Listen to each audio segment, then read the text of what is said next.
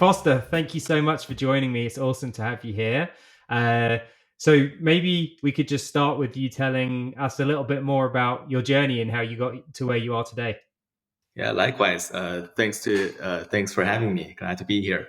I think so. I am currently the VP of Business Operations and Corporate Development at Amplitude.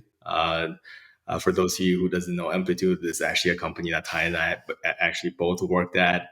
We're a company that is in the space of product analytics. So we help company build better products through analyzing product data and making better decisions on product. Um, I actually started my career in consulting at Accenture, and then from there I dabbled in quantitative finance briefly. That's where I actually went to Berkeley for grad school to study operational research and financial engineering. So I did that for a little bit. The timing was not great. It was 2009. So from that point, I actually pivoted and at that point joined a startup that was in software as a service. I don't think it was even a term back then. So from that point forward, for the past 13 years, I've been at 5 different software as a service company across all different sizes, across all verticals, from anywhere from a Series A company that was 10, 20 people to Amplitude, which is probably the most scale one. We're at, obviously public now and over 250 million in revenue. And I think, in that journey, I was able to have 4 sale or IPO. The first one had nothing to do with me. That was a company called Demand Force, which was acquired by Intuit. And the next 2, I was actually the CFO of 2 growth stage SaaS company. One exited to a strategic acquirer. That was a good outcome for everyone. The other one exited to a private equity firm. And then lately, the last company, obviously Amplitude, we went through IPO last year. We're a year in 2021 now. And so that's been my journey. And, Amplitude was initially responsible for business operations and had the chance to actually build and continue to run the corporate development function. In between, I actually had the chance to run a partnership function, which is how you and I got to know each other when you were leaving Amplitude. We needed to find another leader, but at the time we needed someone to actually run the team on an interim basis. So I had to I had to get a really learn about partnerships coming from no background there rather quickly to help run the team. So. Yeah, and I don't want to spend too much time on all of the things that I was doing wrong that you probably found out after that, but it was like an absolute pleasure for that short period of time that we were working together as we were kind of doing a handover and stuff of like getting someone with a really astute operational mind into the business, and I definitely took a lot of that forward with me in roles since, to be honest. And so it was short but extremely sweet. I feel the same way about Huang, who's the current CFO of Amplitude as well. Kind of joined around a similar time, and we had a short but very sweet stint working together. It was awesome fun. So I would like to rewind, go all the way back to your days working at Accenture. I know that was a minute ago, but there's a lot of people that listen to this that are trying to partner with Accenture at the moment. Probably everyone that listens to this is trying to partner with Accenture at the moment. And I don't think that many companies have really cracked it. And I know that you were in like that technology and strategy group that is really the prime target for everyone's partnership focus. And so like I'd love to hear a little bit about the tech that you were working with at the time, if any at all. And like also what would be your tips for people that are approaching a company like Accenture, bearing in mind obviously you worked there a little while ago now? Yeah. So, when I worked there, I think this is even before their practice with Salesforce got started, right? So at the time they were doing a lot of, obviously they did, I think SAP, Oracle, they did a lot of like custom solutions, right? Rather than sort of software. And I think, Salesforce was actually one of the big driver of their growth over the next 5 to 10 years. Um, and I would say, like, I was pretty naive about it, even coming into partnership, because I was such a junior person at Accenture. I was like, hey, makes a lot of sense. We'll call up Accenture, and tell them they should work with us. We're the next Salesforce, right? But I don't think it worked like that. So, I actually had a friend, and I think you met him as well, who was actually in the right group, right? He was in Accenture Venture. He was previously high up in that sort of consulting arm. And he basically said there's almost zero chance, right? Like a company of this size, you would get to, get any attention, right? And you have to, you know, you cannot force the market a little bit, right? You have to get to a certain size. Accenture has to notice you. It helps that they've heard of you. They've worked with you. Some local office may have like worked with you. You may have had some connections and meetings and pitched them gazillion times. All of those things will help. But end of the day, it is your size and how much revenue you're going to be able to bring to their practice, how much of a fit your solution is in terms of what they do and what their expertise is. And none of those things you could force, right? And I think you just have to get to a certain size. Is what I learned. Maybe there's a shortcut, but I think that's what I settled into. After trying this for a while and thinking about it a little bit more. So. Yeah, and you mentioned people maybe getting some traction with a local practice or like with some specific individuals. Like, was that like when you were an analyst at Accenture? Was that like would someone be able to get in touch with you direct? And like, would you be open to that kind of conversation? About like a tech stack or like a methodology or whatever to approach, or is it like a fool's errand to even try engaging with those types of folks? I think it's tough. I mean, like, again, the company is so big now, right? It's hundreds of thousands of consultants. Even if you may get someone really senior pushing you, and it's still a fool's errand, using your Mm-hmm. word, Mm-hmm. just because it's so big. Um, but I do think, again, you have to start somewhere, right? So starting early, having like someone, even like an engagement manager working on it, from a project perspective may help, right? So you can't just say, "Well, it's so hard, I'm just going to give up," right? I think it's still worth trying. And the best example you will see is someone actually doing engagement with a client, and they actually already use your solution, right? So they Mm-hmm. get familiar with it, right? And then they sort of learn to work with it, and then you use that uh, sort of more of a grassroots effort almost, right? To try to create some champions internally. But you would need a lot of champions, right, for this to ever make it anywhere. But like I said, it's always good to have some, right? And Yeah. you shouldn't just give up just because it seems like such a daunting task. Yeah, I mean that's what we did with slalom when I was at Amplitude. Was like we just found opportunities or customers where we were already working with them and we were already very confident that we were going to win the deal, and then we would figure out if we could like bring them in, even to the point where we would close an opportunity, kind of almost sell their services as part of it, and then have to train them to deliver the services that we'd sold for them, just so that we could try and get some sort of momentum going with their practice around like product analytics. My understanding is that things have come a long way since then. Oh Thanks yeah, for the work by the team, but that was like really how we got things started and I'm to sure, grassroots. someday we'll also, and we've had worked with Accenture quite a bit, but I'm sure someday we'll work with all the big consulting Yeah. companies. Amplitude. But again, like some of that is just once you reach a certain size, you're gonna get noticed and they're gonna ping you, right? Yeah. And Yeah.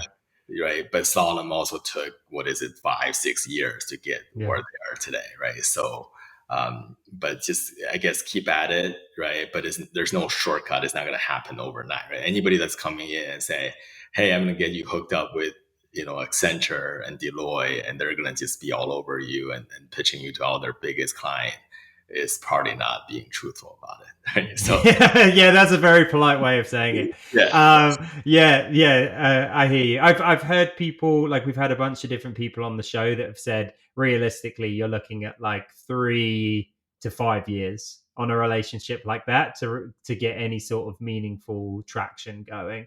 And even at that point, you're probably giving more than you're getting still, and that's just the reality of the situation. And so, like, let's fast forward a little bit. There's a subject that I definitely want to spend some time on, given that you've been a CFO in a past life, and that we're going through a material shift in the macroeconomic environment. Have done, obviously, and also are continuing to do so. And unfortunately, a lot of our partnerships colleagues at awesome companies have been caught up in layoffs, and still potentially have some uncertainty to come in the future, given where the market's headed. Even though we did see some good GDP growth still, like, that's I think a good sign for everyone. But I wanted to ask you, so we talked about this at Catalyst in August, where we kind of gave everyone a heads up. Look, like, this is like, valuations have shifted, and this means that the benchmarks for private market investors are going to change, and it's going to be really tricky for private startups to raise more capital. It's going to be a really tough market. And so because of that, CFOs and their teams are going to be going through all of the costs in the business, and they're going to be figuring out how they can cut costs and they can extend runway until kind of things normalize a little bit, if they possibly can, so that they don't have to take like a really rough funding round. And so the question is, if you're putting your CFO hat back on, like, what are the things that a partnerships team should be doing in order to be on that, like, mission critical list of just people that we have to keep in the business, versus that list of, hey, we could potentially trim here if we need to? yeah, yeah. And I think you probably know the answer, which is being tied to revenue, being tied to pipeline, right? And you have to prove that you are a efficient source of growth, right? It's just sort of like, everything now is about efficient growth, right? So if you could prove uh, that you're a source of efficient growth, there is no danger. In fact, you would actually, if you could prove that, you would actually be one of the few function that would get further investment. Mm-hmm. Because, right, if you think about where we're looking for that growth, and if you could prove it, right, not only are you not going to get reduced, you might actually get more investment, right? Because we need to put that dollar into the place where it's most efficient. Yeah, and I really remember when Huang joined, and he was like, "Hey, uh, this influence number is big and it's great, and also, like, if you just focused on referred, even though the number's smaller, everyone's going to get it a lot more, and so that I remember a light bulb going off in my head, and I was just like, okay, we have to just forget about all of this influence stuff, because it's like, it's just causing a bunch of confusion for everyone. And so I think that, like, that was a great change, and like, you were really involved in that transition as well, and know, and like, a lot of cleanup on that side as we kind of went through that process. Like, what else can people do to just make it really simple for people in other teams, especially in the finance org, to understand, hey, this is something that's tied to revenue, this is tied to pipeline, like, this is an efficient part of the business? Because I think, like, on average, partner business is like, opportunities generally convert at like 50 to 60%. CAC is normally like half or less than direct channels. Like, they retain longer, like, the deal sizes are bigger, like, you name it, like, the metrics are basically always better when it comes with a partner. Also, a lot of people, one, don't necessarily believe that data has been something that I've run into. And then the other thing is, like, just the concept of partners can seem so confusing that people not, I don't know if confusing is the right word, but it's not the path to least resistance like a direct channel is. And so sometimes it can be like more work for someone to go through all of those numbers and figure out the efficiency of the channel. So like what can a head of partnerships do to make that simple for the CFO or anyone who's looking at the business like that? Yeah, I think it's just you got to have a open dialogue with the CFO and show them, right. Here's how I manage my business. Here how I look at it. Here is the criteria that must be met in order for it to be a refer pipeline, right? And then open that and then show him the data you're seeing in terms of retention, in terms of conversion rate, in terms of shorter life sales cycle, and then walk them through it. Because if your CFO is not gonna, right, by the time he's looking into your business, you're probably in trouble, right? Mm-hmm. Right, like either he doesn't understand it or he doesn't think it's efficient, right? But instead of doing that, be proactive and go to him and educate him about that, right? Obviously, Amplitude was really interesting because Wang actually managed the partnership team and he Yeah. had direct influence, right? So like he basically said, hey, refer pipeline is all I care about. And I Yeah. had a chance to actually, manage a partnership. So I was actually, but that's very rare, right? You don't have CFO managing partnership teams, right? So you have to proactively make that introduction and show him, right, that the numbers, right? Just like, and this is often like if you have a marketing leader, right, the marketing leader is going to have to justify the ROI on their marketing spend, right? So Yeah. and they usually do so pretty, proactively. Um, and so I think, for partnership leader, they should take a very similar approach. And like, and like one of the things I appreciated when you were leading that team and I was sitting shadowing one of the meetings you had was you basically said, well, this is not referred pipeline, right? You were very straight with your team and you basically refused to claim that even though that's part of your goal and you get paid for that and everybody, right? So, right, if you have that moments, right, and then a CFO looks at that, that gives you a lot more credibility. Right? Hey, he's actually filtering, he's not letting these things pass just because it helps him achieve his goals, right? So those are things that if you act with integrity and you're just honest with it, people would appreciate, but they have to understand that what you're actually doing and measuring yourself on. Yeah, yeah, no, I love it. So, if I can summarize, like being like tying directly to revenue and pipeline is super important, which I agree with, and like ideally getting rid of any like influence and other types of metrics that are obfuscating, and then uh, being proactive about bringing that to the finance team, and also getting a handle on those efficiency metrics as well. If you, I like my recommendation at least would be like, hey, if you're, I wouldn't spend a ton of time trying to calculate CAC yourself if like the business isn't already calculating it for you. But would it be like if you do have like close rates and you do have like average deal size and simple stuff like that, would you say that those are good like supplemental things to bring Oh into that yeah, oh conversation? yeah, yeah. Any finance leader would appreciate sort of you helping them segment the source and the sort of different channels and stuff like that. So Yeah.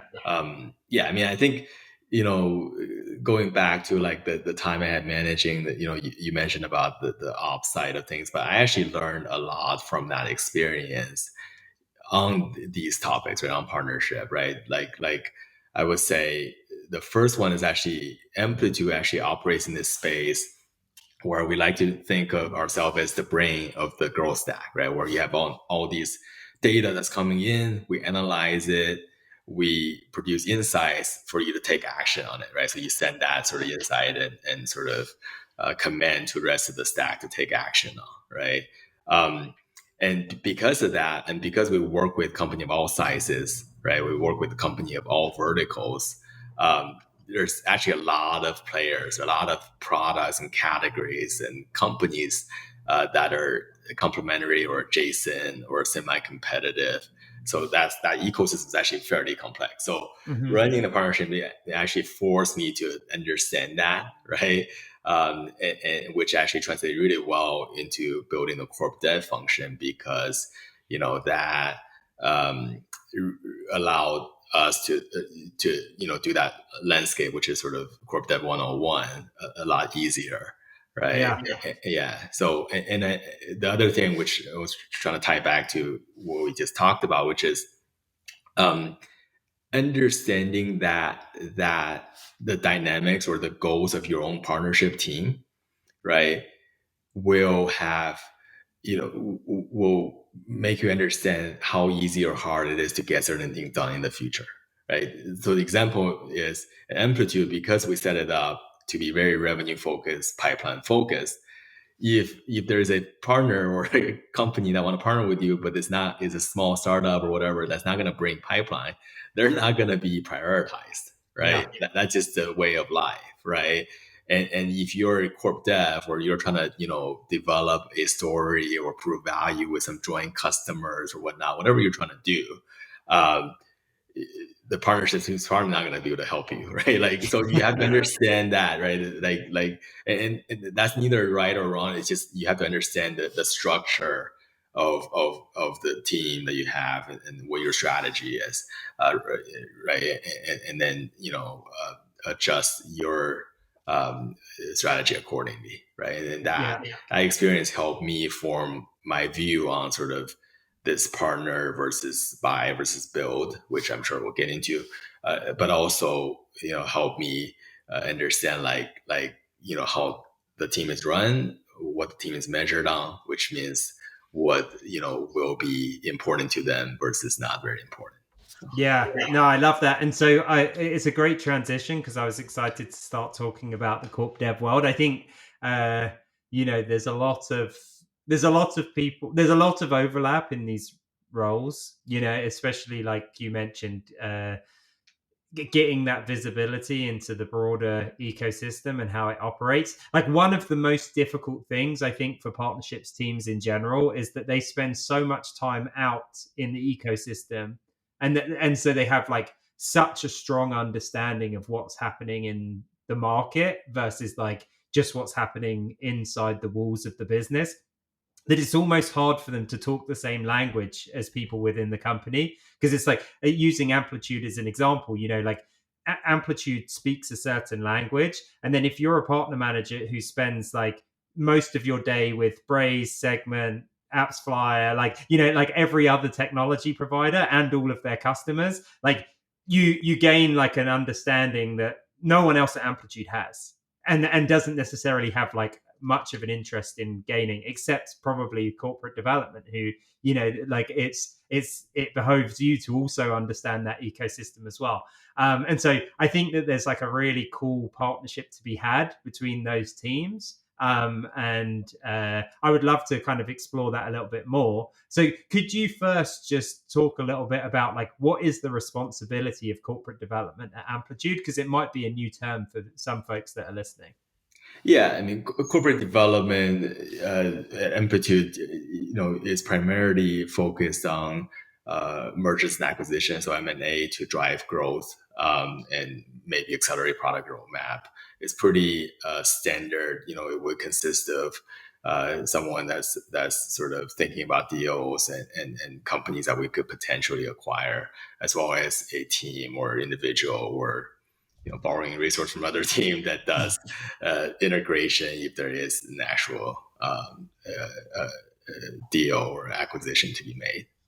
Yeah, that's awesome. And so tell me a little bit about that build by partner conversation. I think from a partnerships lens, it's very helpful to understand, even if you can't act on it necessarily, it's very helpful to understand like what might be in the sights of the company from an acquire, or like from a build or a buy perspective, because like you can kind of weight how much time and effort you spend with a partner or in a specific industry or whatever else. And so I think selfishly from the partnership side that they would love to participate in that conversation. But also, like we talked about, actually there's a bunch of value that these folks can have, given that they really know all of the tech and all of the service providers who know even more of the tech, and so like tell me a little bit more about that build by partner process, and maybe how the partnerships team could participate in it Yeah. more, or if they should at all. Yeah, I mean, so my opinion on this, which may be not sort of maybe controversial. I don't know. I haven't talked to too many people about it, but in a classic work, business where you have partner versus build versus buy, right? Like that's because partnership could, require a lot of work, right? It could have economic arrangement. It could require work and trade-offs of the core business in a pretty major way, right?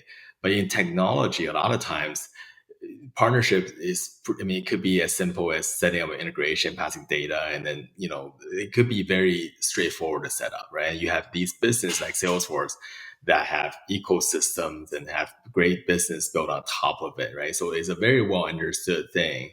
Obviously, there's ranges and stuff like that, but so my take is it's not partner or buy or build, it's partner and, right? Mm-hmm. Buy or build, Mm-hmm. right?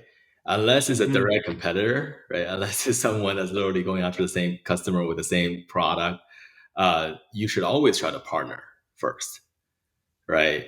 And it's a low cost way to sort of, get that relationship, get the integration or whatnot, whatever you're going after. Because, for three reasons. One is you are, the first reason is basically it really clarifies or de-risks the buy versus build or do nothing decision later, because you actually can see how the market, how the customer is using the solutions together. If the value, if there's a need in the market, and if you could talk to existing or joint customers, you could actually see, you could, influence or refer pipeline to each other. It just makes a decision later a lot easier than guessing, right? A Mm-hmm. lot of times we're talking to companies and we say, hey, this would be great together. And then we try to find one combined customer and we couldn't find a single one, right? So that becomes an issue, right? When you're trying to build a case, right? The second one is you have a high functioning partnership function that works with a lot of different companies and people understand that. People understand how to work with you. It opens a lot more doors, right? Especially, in the environment we were in, when things were crazy, people don't even want to talk to you if you're corp dev. I mean, like they're sensitive about that, and they're sensitive about you learning stuff from them and then go build it yourself, right? But when you have a high functioning partnership team and you always do partner first, right? You're going to be able to open a lot more doors and develop those relationships, which sets up the build versus or buy decision later. And the third part is actually, this happened with Amplitude, which is you keep competition at bay, right? Mm-hmm. When you're partnering with somebody, and if it's high functioning, there's a lot less incentive for either side to compete, right? Sure. Because they are already fulfilling a need with the partner, right? Because most companies have other priorities to work on, right? So they're going to look at all at once and say, oh well, this one we actually have a good partner. Why not take our resources to build this other thing, right? And Yeah. I actually compare this with, like, I don't know how much you follow the U.S. China relationship on Mm-hmm. semiconductors, right? Yeah. People are Quite closely. yeah, Quite closely. yeah, and people are saying, hey, look, by cutting off the technology from China, we're going to be able to hold them off on on sort of advancing in these fields and manufacturing the chips and stuff like that. And then China obviously has a manufacturing, but if you take a longer term perspective, well, this forces China, right, to actually get better at the technology side, right? And it Yeah. forces America to get better at manufacturing, right? Whereas if there were partners, neither side had the incentive to do the other side's job, Yeah. right? So now, 20 years from now, you could actually get more competition because China will be as good technically, and then maybe US will revise from the manufacturing, and then you actually end up, having competition in both places. Whereas if you just get partnered, you actually defer that quite a bit. So, Yeah. I think in that situation, this is like I think it's like trying to partner with a company that you know that they're going to build the competitive product. Like I think China's building, like spending more on fab labs than like the rest of the world put together at the moment, trying to accelerate that technology. But I do think it's like a really interesting analog, and I think something that you called out that was really interesting to me is like uh, making the acquisition easier. And I do think that there's like a ton of that. Like if you look at the big ecosystem companies like obviously Salesforce, Microsoft, Apple, Google, like but and Amazon, but also like even you know folks that are kind of emerging more, like Slack, for instance, who has like quite a growing app ecosystem. Like they definitely use those partnerships and that ecosystem to guide their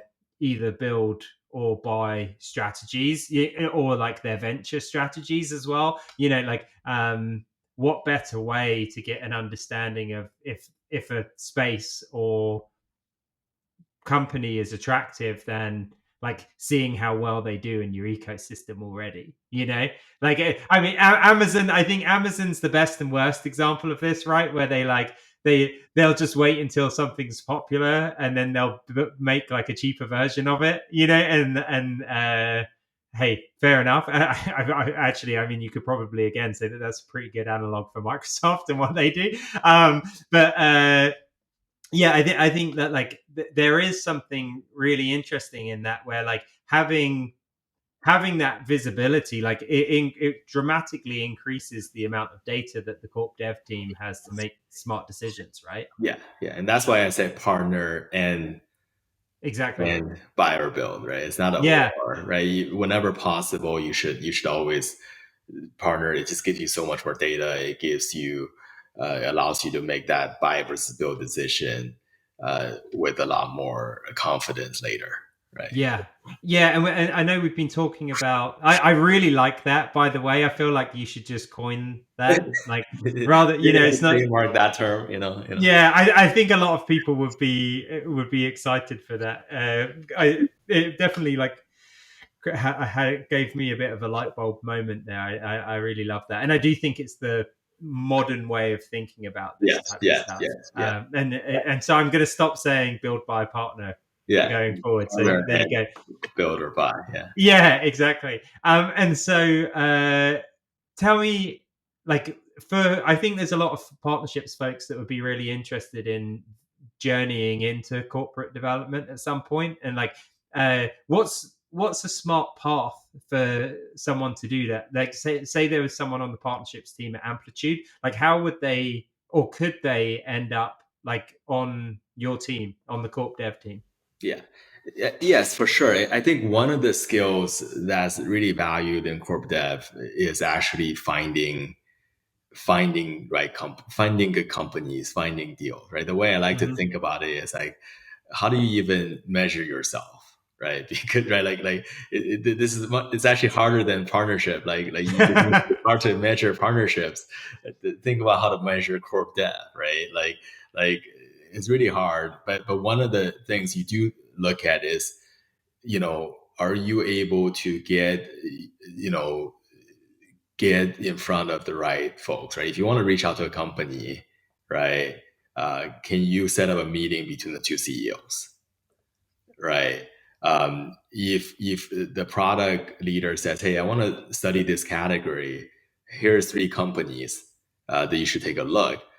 Do you know a fourth one, or can you uncover a fourth one they never thought about? That it may be a company that's like in some place in Europe or Asia, and right, like can you actually find that company? And I think a lot of that is actually fundamentally skills that partnerships team have, right? Is the ability to do those type of business development activities, right? Yeah. um, so I think that's actually really valuable, right? But I think the skill that you would need to acquire is that financial skill, right? Because part of it is you have to, be able to, do valuations. You have to be able to uh, do negotiation and do the deals, and actually, that's why a lot of corp dev historically come from people that did banking, and then some form of financial background. So Yeah, yeah, I love that. So if people just need to uh, revisit some of that college math. Yeah, I love it. And so, okay, we talked already about this being a challenging macroeconomic environment.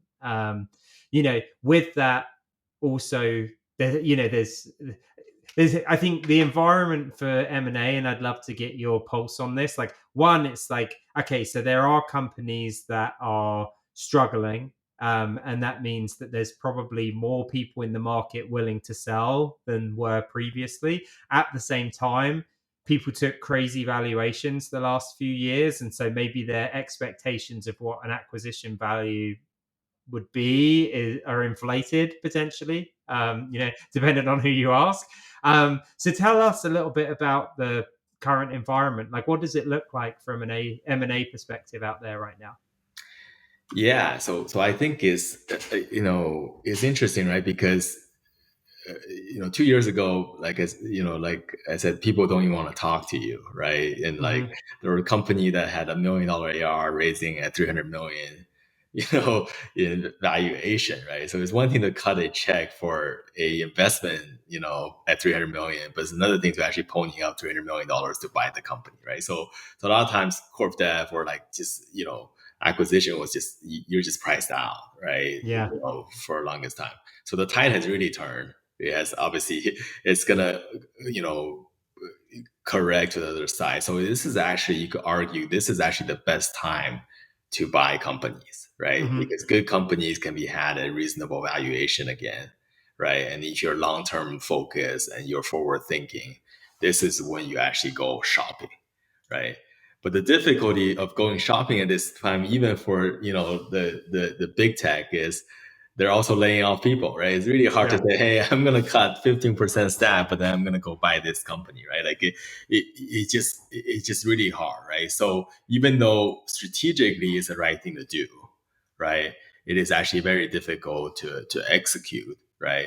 And what that means is the bar for an acquisition just goes up a lot higher, right? Mm-hmm. Imagine, to try to clear the internal stakeholders, to get people aligned, to get the right price, everything, that the technology and the people that you're buying, all these things just go way up, right? The bar for it just go way up. uh, but again, strategically, if you take a step back, if you could afford it, if you could justify it, if you have a CEO on board that believes in the long-term prospect, this is the best time, right? Just Yeah. like VCs, or public market investor will tell you that too. But then, like, they will tell you that, but then they're like somehow not deploying capital, or they're telling that, but somehow a lot of them actually end up selling, right? Just because there's other constraint that's happening, right? Yeah. For a public investor, they may be looking for liquidity, right? Same thing with, if you're telling your team to cut everything and budget and focus, and then you're out there buying companies, it just sends a very mixed message, right? So I think that's where it's a very interesting environment. Yeah, and like for the founders that are listening, like what's like there's lots of best practices around like raising your seed round, raising your series A. I think like like selling your company in this environment, there's probably not really as much of a playbook that's out there, or if there is, people kind of keep it a little bit more guarded. Like, what would be your tips for companies that are like looking to approach a company like Amplitude to talk about a potential acquisition? Yeah, I think it's interesting, right? Because like I said earlier, in this environment, right, because the bar is higher, a few things is actually happening, right? One is, I think acquihire is kind of dead, right? Mm-hmm. Right, or the soft landing acquihire, Uh-huh. you know, pure soft lending, pure acquihire is kind of dead, right? Because again, like I need to lend myself first before I lend you, right? Like I need you. There's plenty of people to hire right now. I don't need to pay a premium or even to the hassle to acquire sort of talent, right? So I think you have to recognize that. The other one is companies are probably gonna, because the bar is higher, they're not gonna like look at 20 different categories, right? So they're gonna focus on one or two that they really need, and if there's a deal to be had, they'll still do it, right? But it's very focused, right? And that means you have to find the company that focuses on what you're working on, right? So you have to do a little bit more homework than just hope somebody would take a look, right? Yeah. And then the third one is, from a company perspective, the strategy may also be changing, right? What I mean by that is, when time is tough, what happens is, the customer may consolidate spend, right? They may, when time was good, everybody was going for best of breed. Oh, I'm best at this, right? I'm best at that. And then Yeah. people were picking up all these different point solutions. But when time is tough, what are they going to do? They're going to, consolidate and hope to cut. And if Salesforce does this thing, it does it really bad, but they do it, but it saves them 200,000, they'll probably do it, right? So they sort of, Yeah. having a check the feature box, right? Or you can do it even if it may be mediocre, may be important in this environment, right? What that means is things that may previously not be very strategic may all of a sudden be, interesting, right? And then also companies are looking for efficient growth, right? So if you have a business model that's efficient, like for example, if you're product led and have no salespeople, that may be present to be a very sort of interesting or it's a good profile for you to be picked up, because that help with that story, right?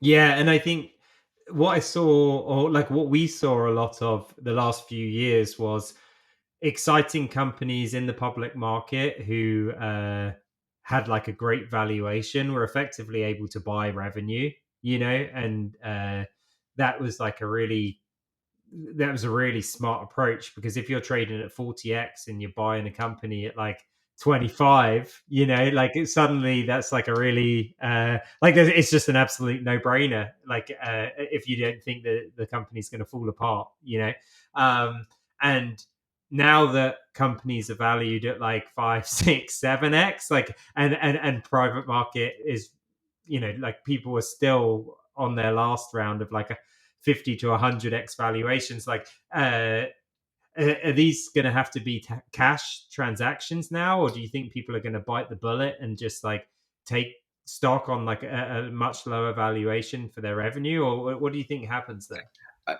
I mean, I don't know. I think the role is obviously reversed. So you're not going to see those transactions, will be my guess, Mm-hmm. until Mm-hmm. private market corrects itself, right? Because nobody is going to pay their 5x stock to buy somebody at 15x, and like, especially if you're a public company, because the Yeah. investors will likely be a little bit angry about that, right? So Yeah. uh, Yeah, unless you're Adobe. that's your Adobe, but Adobe, like again, like that goes back to one of my other principles. When it comes to buying company is, and I don't know if this, I haven't studied that deal enough to know that's the Mhm. case. Is if it's a competitor that actually could take out your business, Yeah. right? It's an existential There's threat. no overpaying, right? Yeah, yeah, yeah. You like, was there overpaying for New Relic to buy Datadog or Splunk to buy data, right? Like Yeah, yeah, yeah, yeah. in those cases, you can name a number, right?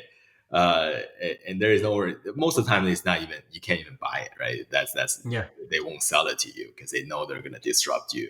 They have a better product, or they have like a way to compete, like for example cloud versus on-prem, that you're not going to be able to compete in, that they're not going to sell to you. But if the opportunity presents itself, there is no overpaying for it, right? So Yeah. Yeah, it's like there's a really cool quote. I don't remember it verbatim, but basically, like someone at an all hands asked the Google CEO, "Hey, like, this price tag for YouTube seems insane, right? Like, it was, did we get a good deal? And he was like, either this will be the best or the worst deal that we ever did, Right. like, and I'll tell you in 10 years or whatever, Right, right.